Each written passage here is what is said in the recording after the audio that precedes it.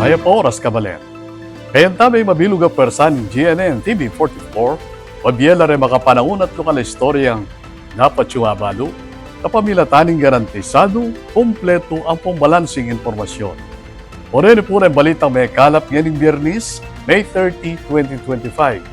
Yako po ibeniginto at iti in News Force, Pampanga. King kayang hometown, King Concepcion, Tarlac, sinumpa, Senator-elect Bam Aquino. Kaya katayang silipan ng meging kaganapan, King report ng Patricia Mamao. Opisyal neng sinumpa king katungkulan ni Senator-elect Bam Aquino nganing Biyernes, May 30, kang re-elected Concepcion Mayor Noel Villanueva. Ginapan ng oath-taking ceremony king bayong munisipyo ng Concepcion. Siyempre, yung hometown po natin, mahal na mahal po natin. Kung tumatakbo po tayo, like po sinasabi na nung tinatawag tayong gentleman from Tarlac nung panahon natin sa Senate was really a proud moment at nais natin mabalik yun, no? Kaya, honestly, wala akong ibang naisip na lugar na pwede mag-oath kung hindi dito sa Concepcion at sa Tarlac. Meg pangadwaya Aquino, king kakayari pa mong senatorial race, nung nuka rin, meni munaya, king kayang hometown na Concepcion, na meni kwang 71,770 na boto. Pepa salamat kay Aquino, kareng Tarlakenyo, ape pakit suporta at tiwala kaya. You know, in 2019, hindi ako nag-top sa Tarlac. And itong 2025, sabi ko kung mananalo ako, kailangan talaga mag-top tayo dito. At talagang pinakita ng Tarlakenyo yung buong suporta talaga sa atin. Kaya nagpapasalamat po kami sa lahat po ng mga tumulong. Maraming salamat po. At marami po tayong nag-top na area pero yung pinakamatamis dito po sa ating home province. Sinigurado na naman niting balaw sa magsilbi at manatad serbisyo para kareng tao Tarlac. Siyempre, ang trabaho ng senador is national, no? So marami tayong mga naisisulong pagdating sa edukasyon, pagdating sa employability ng mga kabataan, given na yan. Pero siyempre, maganda rin na may nakatingin rin dito sa ating probinsya, kapartner ng ating mga congressman kapag may mga bills, mga batas or infrastructure na kailangan gawin dito sa ating probinsya, tayo po yung nais ko na tayo yung kapartner nila. We want to be the main partners here. And balak rin namin na regularly titipunin namin yung mga mayors to work closely with the governor also and the congressmen para masigurado na lahat ng kailangan ng ating lalawigan ay ibibigay at nakikita na nagpo-progress tayo, no? Maganda na ang ating kinalalagyan pero alam ko na pag nagtutulungan lahat, mas malaki pa yung chance na gumanda pang serbisyo dito sa ating lalawigan.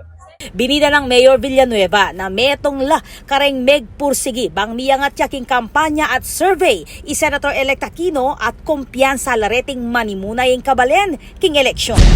Dito sa Tarlac, parang nakikita namin na talaga mataas ang makukuha niyang boto dito. Tsaka sa araw-araw namin kampanya, siyang pinupukpok namin.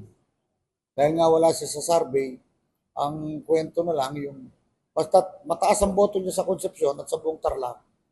Kung sakali man matalo siya sa buong bansa, ay pinagmamalaki pa rin natin na hindi natin siya pinabayaan.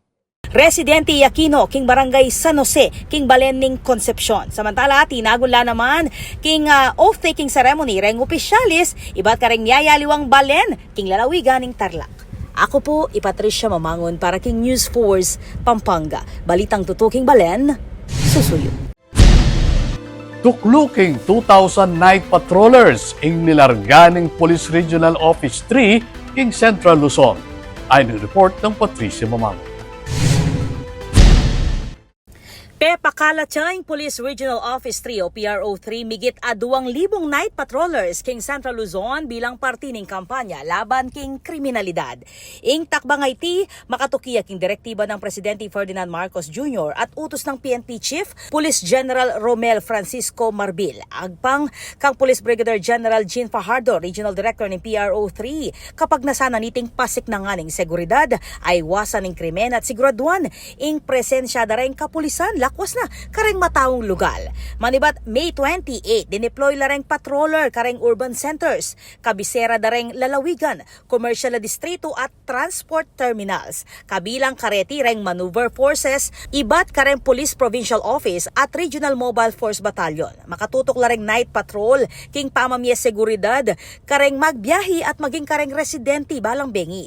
Gagamit yung PRO3 crime mapping, time-based analysis at predictive tools para king mas epektibong pamagpatupad ning operasyon. Sinigurado namang Police Brigadier General Fajardo na manatiling makaalerto lareng kapulisan king mabilog a rehiyon bang panatili ing kapayapan at kaligtasan ning publiko.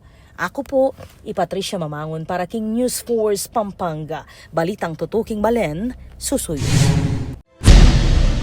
Kikatalimang silipan ng bayong Reyna ng Mutya ng San Fernando 2025, kinistorya ng Patricia Mamangon. Opisyal neng pinili ing Reyna ning Mutya ning San Fernando 2025. Benikwa king Corona, ijemay mangulabnan ning Barangay del Rosario.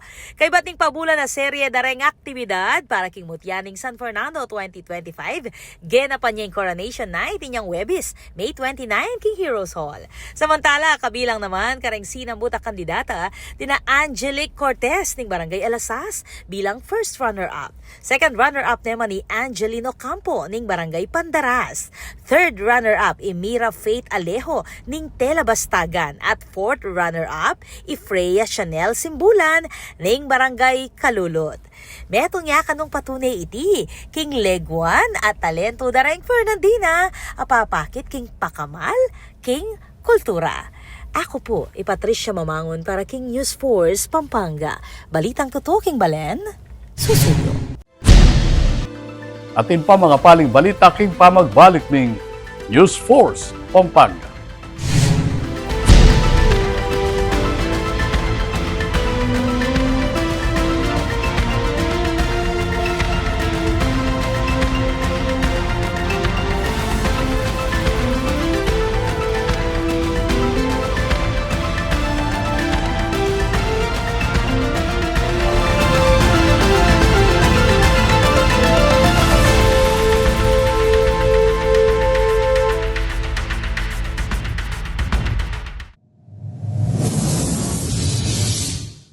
Panandamaning El Nino.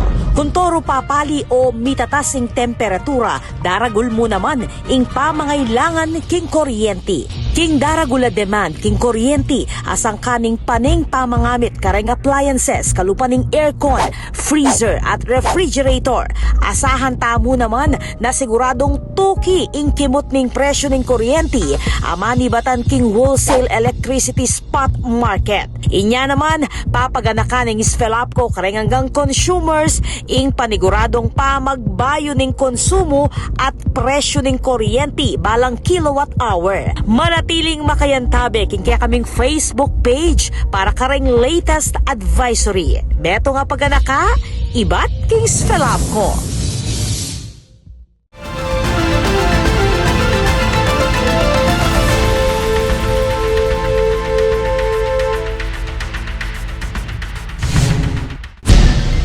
Deni pa rin balitang dapat tamong tutukan at Chuya Keti king SM City Pampanga in Watson's Great Health Fest 2025.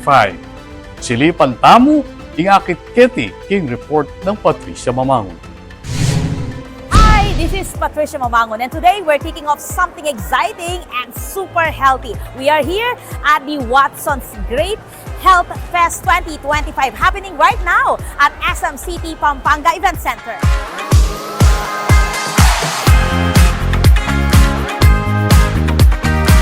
Grabe guys, ang daming ganap dito. 55 health and wellness brands all in one place. Meron ditong booths with free health consultations, live demos, and even Watson's Club exclusive perks. May mga freebies pa nga. Seriously, this Health Fest 2025 is definitely on another level. It's holistic, more hands-on, and definitely more fun. And guess what?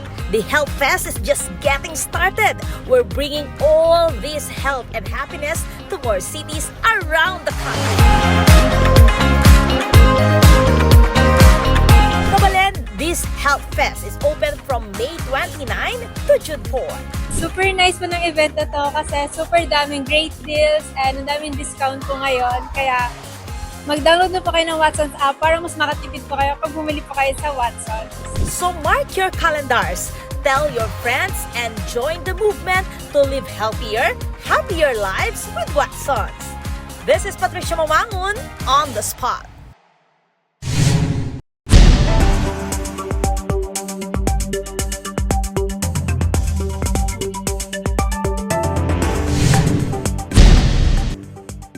E katamong pakibaluan ng bili ng panahon king lalawigan, kilob ning 24 oras. King Northern at Central Luzon, asahan ng maura na panahon at dadala ng southwesterly wind flow. Samantala, king Visayas at Mindanao, masanting naman ng panahon dapat atin muring pabugso-bugsong pamanuran. Ala naman bagyo o low pressure area, aakakitin pag-asa, kilob at dual ng Philippine Area of Responsibility.